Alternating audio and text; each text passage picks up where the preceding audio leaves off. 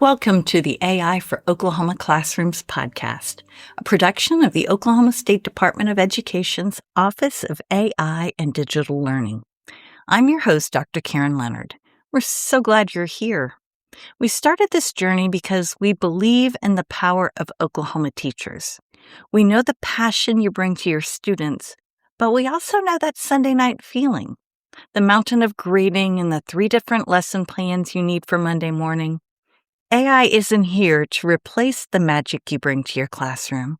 It's here to be your ultimate teaching partner, helping you clear the busy work so you can get your weekends back and focus on what you love doing most, teaching.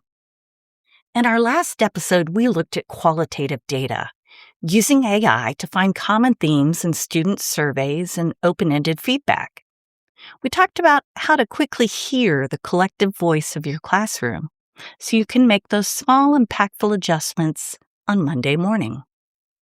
But teaching also involves a lot of quantitative data, the scores from your latest unit test, the percentages on a vocabulary quiz, or the mastery levels of a specific state standard. Often, we have the data, but we lack the time to really dig into what it's telling us about our instructional gaps. Today, we're going to look at how AI can help you spot those trends in seconds. Think of AI as a magnifying glass for your gradebook. Instead of manually sorting scores to see which students missed question 7, you can provide the raw data to your AI assistant. Again, following our no PII rule by removing names, and ask it to identify the most missed concept or group students by mastery level for small group instruction. For example, if you paste a set of anonymous quiz scores, you might ask which 3 standards need the most reteaching based on these results. The AI can quickly point out that while students mastered the how-to of a concept, they struggled with the why. This allows you to walk into class with a targeted plan for your intervention time, ensuring you're spending your energy where it's most needed.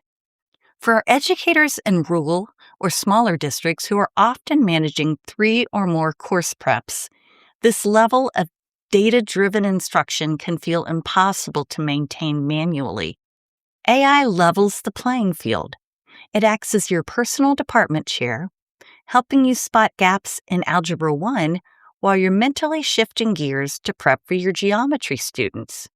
It's about using technology to ensure that no student falls through the cracks, regardless of how many hats you're wearing that day.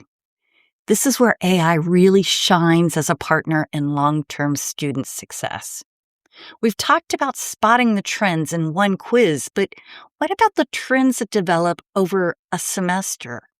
When you look at the quantitative data across multiple assessments, what we call longitudinal data, the patterns that signal an impending struggle often become visible long before a student fails a major test.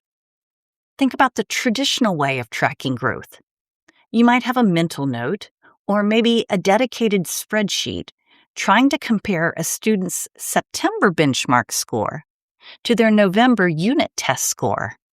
For a class of 30 across 3 preps, that becomes a full-time job. However, AI can handle that data load instantly. By securely feeding in anonymized scores from 3 different benchmark moments, let's say a vocabulary pretest, a mid-unit quiz, and the final unit assessment, you can ask your AI, identify all students who are showing a stagnant mastery level in Standard 5.3 despite multiple intervention opportunities. The AI doesn't just show you who failed, it shows you who's stuck. This kind of proactive, data-driven intervention is critical. It allows you to pivot from reactive teaching, reteaching a concept after a failure, to predictive teaching. You can see a student starting to slip on a foundational skill in October and intervene before that skill deficit causes a crisis in December. The 2 to 3 minutes you gain on a single day by using AI for this spot check translates into hours of effective instructional time saved over the course of the school year. It transforms your data from a retrospective report card into a forward-looking alert system. As we use these tools, we always remember that the brain is the boss. AI can show you the patterns, but you are the expert who knows why these patterns might exist. Maybe question 7 was worded poorly, or maybe the fire drill interrupted that specific lesson. AI provides the insight, but you provide the context and the heart to decide the best path forward for your students. At the end of every episode, we end with the tomorrow morning test. One specific actionable AI win you can use in your classroom the very next day. I'm calling this one the 60-second data spotter. So first, take the anonymous scores from a recent quiz or assessment, and then paste those numbers without names into your favorite AI tool and ask, I am an Oklahoma teacher. Here are the quiz results for a 10-question assessment. Which 2 questions had the lowest scores, and what does this suggest about what I should teach and reteach tomorrow? Once you review the AI suggestion and use it to lead a 5-minute warm-up session the next day, you can easily clear up that specific misconception. You'll find that being data-driven doesn't have to mean being data exhausted. Well, that's it for this episode. You're now using AI to turn numbers into a roadmap for student success while protecting your own time. In the next episode, we'll tackle a big topic: cautions, open versus closed AI models. I'll provide you a guide on why specific models are safer for school data and how to keep your classroom inputs private. Thank you for joining me for this episode of AI for Oklahoma Classrooms, brought to you by the OSDE's Office of AI and Digital Learning. If you found today's episode helpful, please share it with a colleague who could use a little more time back in their day. Remember this: AI lightens the load.